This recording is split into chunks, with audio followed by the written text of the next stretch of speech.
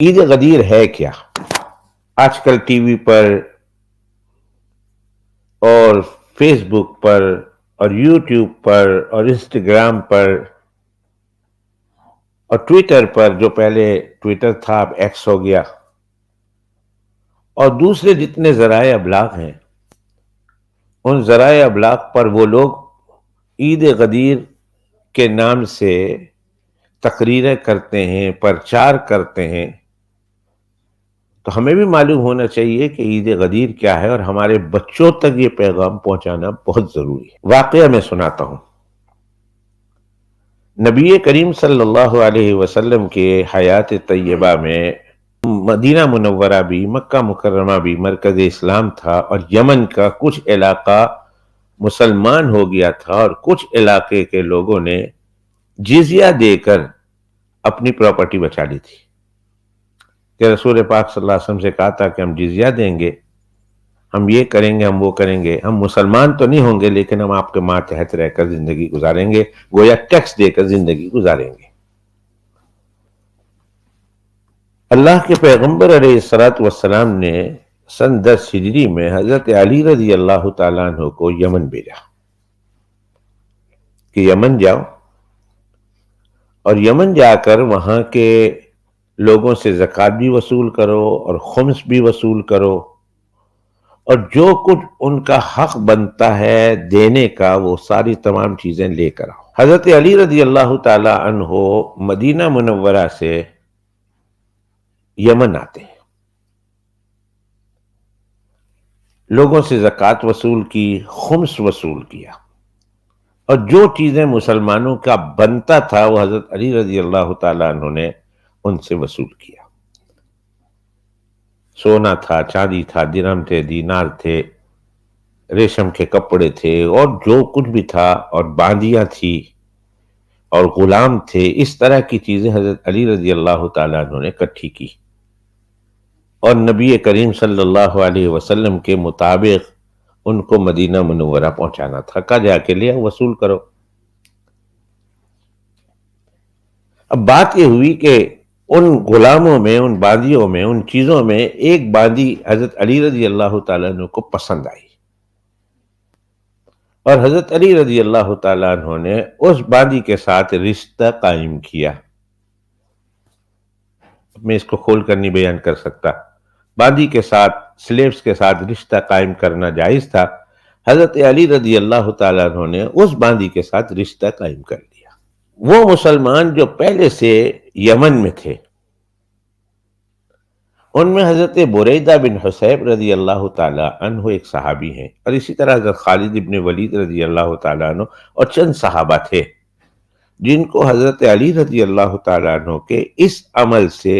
ان کو ناگواری ہوئی، تکلیف ہوئی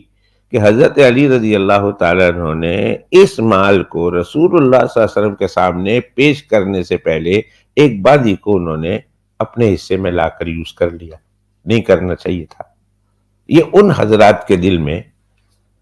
اس طرح کا خدشہ پیدا ہوا، اندیشہ پیدا ہوا، اور انہوں نے حضرت علی رضی اللہ تعالیٰ عنہ سے ناراضگی کا اظہار کیا کہ علی،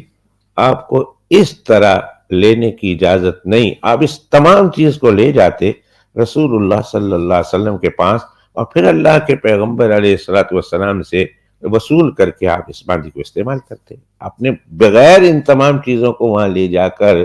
پیش کرنے سے پہلے آپ نے اس باندی کو استعمال کیا ہے، اس کو یوز کیا ہے، اس کے ساتھ رشتہ قائم کیا ہے، ہمیں یہ پسند نہیں آیا۔ سمجھ بات آئی؟ ان کے ذہن میں تو، اور ایک طرح سے جو بات ان کے ذہن میں آئی حضرات صحابہ کرام کے ذہن میں، وہ صحیح تھی، اس واسطے کہ امیر تک پہنچنے سے پہلے آپ ان چیزوں کو کیسے استعمال کر سکتے ہیں۔ حضرت علی رضی اللہ تعالیٰ عنہ ابھی یمن میں ہے، تو اطلاع ملی کہ جناب رسول اللہ صلی اللہ علیہ وسلم حجۃ الوداع کے لیے تشریف لا رہے ہیں مکہ مکرمہ کی طرف، مدینہ طیبہ سے۔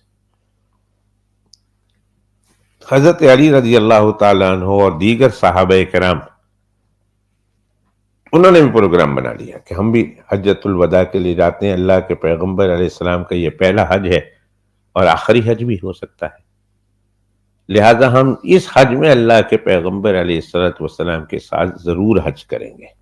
تو سارے صحابہ کرام نے اور علی رضی اللہ تعالیٰ عنہ نے بھی یہی ارادہ کیا کہ تمام کی تمام چیزیں لے کر، بجائے اس کے کہ میں مدینہ منورہ جاؤں، میں سیدھے کے سیدھے چلتا ہوں مکہ مکرمہ میں اللہ کے پیغمبر علیہ السلام کے ساتھ حج کروں گا، وہاں اللہ کے پیغمبر علیہ السلام کو یہ چیزیں دوں گا، اگر وہاں قبول کر لیا نہیں تو اپنی کسٹڈی میں رکھوں گا، مدینہ شریف میں جا کے دے دوں گا۔ اللہ کے پیغمبر علیہ الصلوۃ والسلام کے ساتھ انہوں نے حج کیا۔ حج کرنے کے بعد جب اللہ کے پیغمبر علیہ الصلوۃ والسلام مکہ مکرمہ سے واپس مدینہ طیبہ جا رہے ہیں تو تقریباً 100 میل کا فاصلہ طے کر لیا تھا۔ آپ لوگوں میں سے بہت سارے وہ حضرات ہیں، جب ہم مدینہ طیبہ سے آتے ہیں تو بیر علی ذوالحلیفہ وہاں سے ہم لوگ احرام باندھتے ہیں۔ بہت سارے احباب وہ ہیں جنہوں نے شاید دیکھا بھی نہیں ہو، ایک جگہ کا نام ہے جحفہ، بہت سارے حضرات گئے ہیں، راستے میں آتا ہے، مدینہ منورہ مکہ مکرمہ سے آئیں تو 100 میل طے کر لیں تو ذرا اندر چلے جائیں تو وہاں سے وہ میقات ہے، عراق والے وغیرہ جب آتے ہیں تو ادھر سے احرام باندھ کر اندر داخل ہوتے ہیں، اس جگہ کا نام ہے جحفہ۔ اس جحفہ کی جگہ کے قریب پانی کا ایک چھوٹا سا تالاب تھا، اس جگہ کا نام تھا غدیر، اس کو غدیر خم کہتے ہیں۔ وہاں جب پہنچے، وہاں قافلہ ٹھہرا تو اللہ کے پیغمبر علیہ الصلوۃ والسلام کو کسی طرح اطلاع ملی کہ کچھ صحابہ کرام رضوان اللہ تعالی علیہ مجمعین کسی مسئلے میں حضرت علی رضی اللہ تعالیٰ عنہ سے ناراض ہیں، اور میں نے آپ کو بتا دیا ناراضگی کی وجہ کیا تھی۔ اللہ کے پیغمبر علیہ الصلوۃ والسلام نے معاملے کی انکوائری کی، کون کون ناراض ہے، کس نے کس کو کیا کہا۔ ناراضگی میں بتاتے نا، میں حضرت علی سے ناراض ہوں، حضرت علی نے یہ کیا ہے، وہ فلاں نے کہا کہ میں ان سے ناراض ہوں اس لیے کہ انہوں نے یہ کام کیا ہے۔ گویا کہ وہ قافلہ جو مدینہ طیبہ جا رہا تھا اس میں سے اکثر لوگوں کو پتہ چل گیا، ان لوگوں کی طرف سے، کہ حضرت علی رضی اللہ تعالیٰ عنہ نے ان کے خیال میں یہ بہت غلطی کی۔ اللہ کے پیغمبر علیہ الصلوۃ والسلام کو جب پتہ چلا تو انکوائری کی تو کون کون ناراض ہے ان کو بلایا، کہا تم علی سے ناراض ہو؟ کہا جی۔ کہا کیوں؟ کہا یا رسول اللہ صلی اللہ علیہ وسلم انہوں نے ایسا کیا ہے جو نہیں کرنا چاہیے تھا۔ تو اللہ کے پیغمبر علیہ الصلوۃ والسلام نے اس کا جواب دیا کہ نہیں، اس میں جو علی مال لے کر آ رہے ہیں اس میں ایک مال خمس کا ہے، اور خمس اس کو 5 حصوں میں تقسیم کرتے ہیں، اور اس میں ایک حصہ رسول اللہ صلی اللہ علیہ وسلم کا ہے اور ایک حصہ ذوالقربہ کا ہے۔ حضرت علی رضی اللہ تعالیٰ عنہ نے جو لیا ہے اس میں سے حضرت علی انٹائٹل ہیں لینے کے، بلکہ اس سے زیادہ کے مستحق تھے حضرت علی رضی اللہ تعالیٰ عنہ۔ حضرت علی نے تو لی ہے، صرف ایک باندھی ہی لی ہے، اس سے زیادہ کے مستحق تھے، اس لیے تمہیں ناراضگی کی ضرورت نہیں ہے، تم خواہ مخواہ ناراض ہوتے ہو۔ جب اللہ کے پیغمبر علیہ الصلوۃ والسلام نے بات کو اچھی طرح سمجھا دیا ان کو، اور ان کی سمجھ میں بھی آ گئی، تو حضرت علی رضی اللہ تعالیٰ عنہ اور ان حضرات کے درمیان اللہ کے پیغمبر علیہ السلام نے صلح کرا دی، صلح ہو گئی۔ اللہ کے پیغمبر علیہ الصلوۃ والسلام کو خیال آیا کہ یہ تو میں نے چند لوگوں کی جن کے بارے میں پتہ چلا کہ حضرت علی رضی اللہ تعالیٰ عنہ سے ناراض ہیں، ان کے درمیان صلح کرا دی، یہ بات تو پوری جگہ پھیل چکی ہے، بہت ممکن ہے کہ اور بھی بہت سارے لوگوں کو پہنچ چکی ہو۔ اب میں نے اندر اندر صلح کرا دی ہے، ان کے تو آپس کے درمیان دوستی ہو گئی ہے، لیکن یہ خبر ہو سکتا ہے دوسرے لوگوں تک بھی پہنچی ہو، ان کے دل میں تو حضرت علی کے متعلق کچھ غلط شکوک و شبہات موجود ہوں گے۔ تو مجھے ایک کام کرنا چاہیے، وہ یہ کہ مجمع عام میں سب کو بلا کر میں ان کو تقریر کروں، اور تقریر میں حضرت علی رضی اللہ تعالیٰ عنہ کے بارے میں کوئی عرض کروں۔ تاکہ لوگوں کے دلوں سے حضرت علی رضی اللہ تعالیٰ عنہ کے بارے میں جو بغض ہے وہ ختم ہو جائے، محبت آ جائے۔ تو پھر اللہ کے پیغمبر علیہ الصلوۃ والسلام نے اسی جگہ پر لوگوں کو کہا کہ لوگ ایک جگہ اکٹھے ہو جاؤ، سب کو جمع کرایا۔ ہاں، حضرت صلی اللہ علیہ وسلم نے اس وقت ایک خطبہ دیا،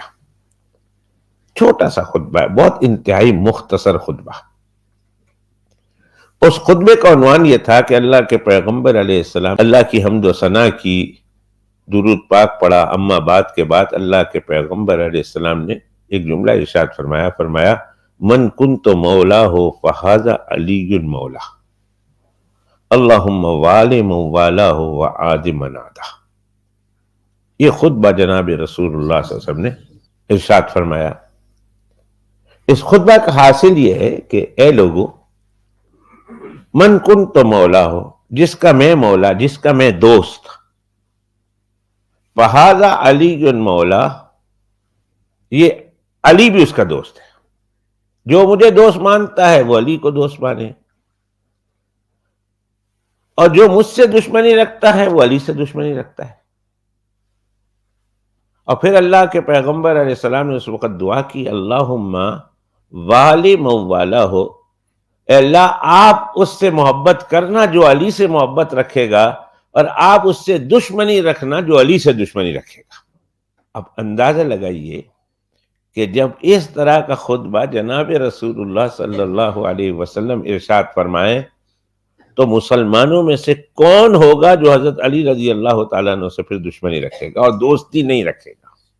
جس کے دل میں تھوڑا بھی شک و شبہ تھا، جس کے دل میں تھوڑا بھی حضرت علی رضی اللہ تعالیٰ عنہ کے متعلق کوئی غلط خیال تھا، اس نے تو فوراً اس خیال سے توبہ کی اور حضرت علی رضی اللہ تعالیٰ عنہ کے ساتھ جا کر ملاقات کی۔ حضرت عمر فاروق رضی اللہ تعالیٰ عنہ اس موقع پر کھڑے ہوئے اور فرمایا کہ اے علی، آج آپ سے ہمارے اور تمام مسلمانوں کے دوست ہیں۔ یہ ہوئی بات، اور اس کے بعد یہ مسئلہ یہیں رفع دفع ہو گیا، یہ مسئلہ یہیں ختم ہو گیا۔ اور پھر مدینہ منورہ پہنچے، اور جب تک نبی کریم صلی اللہ علیہ وسلم حیات رہے، جب تک وہ حیات رہے، جب تک حضرت علی رضی اللہ تعالیٰ عنہ حیات رہے، ان کے دل میں کبھی بھی حضرت علی رضی اللہ تعالیٰ عنہ کے بارے میں کبھی بغض نہیں آیا، کبھی کوئی غلط خیال نہیں آیا، کبھی دشمنی نہیں آئی۔ حضرت علی رضی اللہ تعالیٰ عنہ کے ساتھ پہلے سے، بلکہ پہلے سے بڑھ کر دوستی اور محبت کے ساتھ زندگی گزاری۔ یہ واقعہ ہوا ہے، اور یہ واقعہ کب ہوا؟ تاریخ میں اختلاف ہے۔ یہ ہوا جب اللہ کے پیغمبر علیہ السلام مکہ مکرمہ سے اپنے گھر مدینہ منورہ واپس جا رہے ہیں۔ کہاں ہوا یہ بھی پکا ہے کہ غدیر خم کے پاس ہوا، اور یہ واقعہ کیوں ہوا یہ بھی میں نے آپ کے سامنے پیش کر دیا، پر تاریخ کون سی تھی اس میں اختلاف ہے۔ ایک قوم ہے، ان لوگوں نے اس حدیث پاک کو، ان کے یہاں بھی حدیث پاک موجود ہے، اور انہوں نے اس حدیث پاک کا ترجمہ یہ کیا کہ من کنت مولا ہو فہذا علی مولا ہو۔ اس کا ترجمہ، مولا کا ترجمہ وہ یہ کرتے ہیں کہ اس موقع پر رسول اللہ صلی اللہ علیہ وسلم نے غدیر خم کے موقع پر یہ اعلان کیا کہ بھائیو میرا حج ہو گیا ہے، اب میں جا رہا ہوں دنیا سے، بہت قلیل عرصے میں دنیا سے چلا جاؤں گا، تو میرے بعد مسلمانوں کا خلیفہ اگر کوئی ہوگا تو وہ علی ہوگا۔ ہمارے اہل سنت والجماعت کے یا رسول اللہ صلی اللہ علیہ وسلم کے بعد مسلمانوں کے سب سے پہلے خلیفہ کون؟ سب مل کر کہے حضرت ابو بکر، اور نمبر 2 پر، اور نمبر 3 پر حضرت عثمان، اور نمبر 4 پر حضرت علی رضی اللہ تعالیٰ۔ انہوں نے اس حدیث پاک یعنی لفظ مولا کا یہ ترجمہ کیا کہ رسول اللہ صلی اللہ علیہ وسلم نے غدیر خم کے موقع پر یہ اعلان کیا کہ لوگوں میرے بعد مسلمانوں کا جانشین علی ہوگا۔ اب مسلمانوں میں ابو بکر نے نہیں مانا اللہ کے پیغمبر علیہ السلام کی بات کو، ابو بکر کافر ہو گیا۔ عمر نے نہیں مانا، عمر کافر ہو گیا، عثمان نے نہیں مانا، عثمان کافر ہو گیا، سارے صحابہ کرام نے اللہ کے پیغمبر علیہ الصلوۃ والسلام کے اس جملے پر عمل نہیں کیا، سارے صحابہ کافر ہو گئے، نعوذ باللہ من ذالک۔ تو صحابہ کرام رضوان اللہ تعالی علیہ مجمعین کو ان کے یہاں کافر کہنے کی بہت ساری وہ تعویل کرتے ہیں، من جملہ ان تعویل کی ایک تعویل یہ ہے کہ اس موقع پر اللہ کے پیغمبر علیہ السلام نے حضرت علی رضی اللہ تعالیٰ عنہ کے لیے اعلان خلافت کیا تھا اور اعلان امامت کیا تھا، اور مسلمانوں نے اور ابو بکر سے لے کر تمام صحابہ کرام نے حضرت علی رضی اللہ تعالیٰ عنہ کی امامت سے انکار کر دیا، وہ کافر ہو گئے۔ تو یہ اعلان ہوا کہاں تھا؟ میں نے بھی بتایا، غدیر خم۔ ہوا کب تھا؟ 17 کو ہوا تھا، 18 کو ہوا تھا، 19 کو ہوا تھا، 20 کو ہوا تھا، اس میں بہت ساری رائے ہیں، لیکن پرٹیکولرلی انہوں نے اس اعلان کی تاریخ 18 کی ہے، اور 18 کہنے کے بعد اب وہ 18 کو عید مناتے ہیں، کیونکہ ان کے حضرت علی رضی اللہ تعالیٰ عنہ کی بڑا رتبہ ہے، بڑی شان ہے، ان کے یہاں معاذ اللہ ثم معاذ اللہ ثم معاذ اللہ حضرت علی رضی اللہ تعالیٰ عنہ سوائے دنیا میں ایک شخص کے سب سے اعلیٰ اور افضل ہے، اور وہ ایک شخص جناب رسول اللہ صلی اللہ علیہ وسلم ہے۔ فرماتے ہیں اللہ کے پیغمبر کے علاوہ علی حضرات انبیاء میں سے آدم سے لے کر عیسیٰ روح اللہ تک سب سے افضل ہے، معاذ اللہ ثم معاذ اللہ۔ تو کیونکہ اس دن اللہ کے پیغمبر صلی اللہ علیہ وسلم نے حضرت علی رضی اللہ تعالیٰ عنہ کی امامت کا اور خلافت کا اعلان کیا تھا، اس لیے ہم اس دن خوشی کا مناتے ہیں، حالانکہ اس میں نہ اعلان امامت ہے، حضرت علی نے بھی نہیں سمجھا کہ یہ جو اللہ کے پیغمبر صلی اللہ علیہ وسلم نے فرمایا اس سے میری امامت مراد ہے، نہ حضرت حسن ان کے بیٹے نے سمجھا، نہ ان کے دوسرے بیٹے حضرت حسین نے سمجھا، نہ حضرات اہل بیت پاک میں سے کسی نے یہ معنی سمجھا ہے جو آج کل کے ان کو یہ سمجھ میں آیا۔ اور وہ کیونکہ وہ کہتے ہیں کہ ملانا تھا نا حضرت عثمان رضی اللہ تعالیٰ عنہ کی شہادت پر، انہوں نے خوشی کرنی تھی، اس لیے انہوں نے کہا کہ یہ خطبہ اللہ کے پیغمبر صلی اللہ علیہ وسلم نے 18 تاریخ کو دیا، اور 18 تاریخ آتے ہیں تو ہم عید کا دن مناتے ہیں، حالانکہ وہ عید کا دن نہیں، ادھر حقیقت حضرت عثمان رضی اللہ تعالیٰ عنہ کی شہادت کا دن۔